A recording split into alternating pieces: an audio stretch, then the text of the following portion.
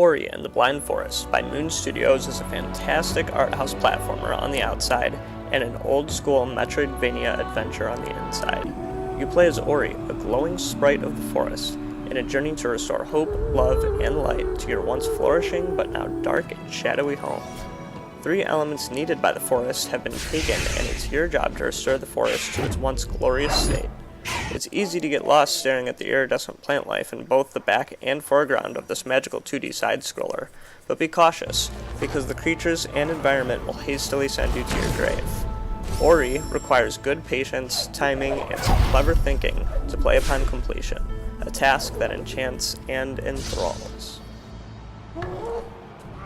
There is a talent tree, ability point progression system, and plenty of skills to be gained throughout the course of your adventure. Skills such as double jumps, wall climb, ground pound, and a sort of catapult that works using enemy projectiles are all slowly acquired and needed to gain access to new areas of the forest. Ori also has a basic attack ability called Spirit Flame, but it becomes relatively weak later on if you choose not to upgrade it via ability points. The Blind Forest is split into multiple zones, each with their own unique look and theme. The zones are littered with secret nooks and crannies, which will pay off in more life, power, and trophies to those who go searching. Ori uses power as a resource for a charged Spirit Flame attack, as well as saving the game. This game does not autosave, except for particular plot points which can be few and far between, a design choice that I didn't love but came around to. Remember to save often, or you will find yourself repeating many segments unnecessarily, as I have done. Although sometimes this worked in my favor when I stumbled upon secret areas after a 4th or 5th attempt through a zone. Without a doubt, the toughest areas of the game are the escape sequences, which usually take place after restoring an element of the forest.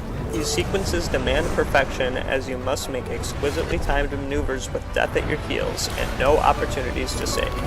The total playtime of this game will probably vary greatly depending on the player, but I finished with most of the map explored and Ori's abilities maxed in about 10 hours playtime. Not bad for a $20 game.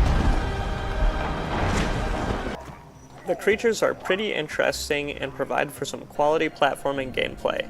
Colored frogs will belch projectiles at you, the birds will dive down from above, and rhino monster-looking things will charge you.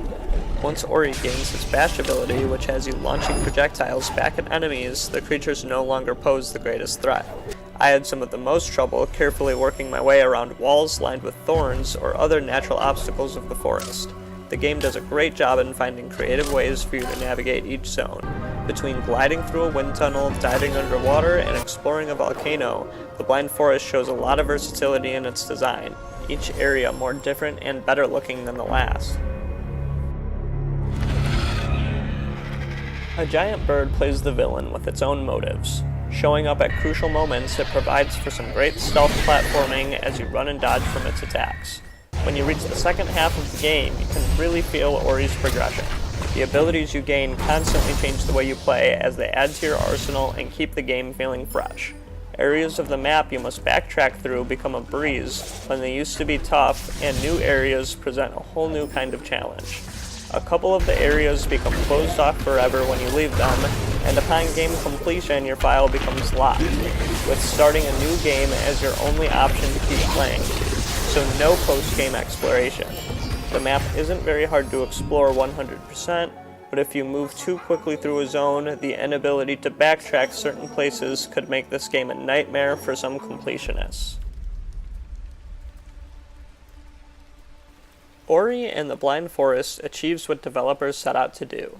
It hits an adored subgenre of gaming that's not visited nearly enough, paying great homage to Metroidvania-style games and achieving a unique look of its own. Great sound design and touching story at only $20. This is a must-have for anyone with an Xbox One.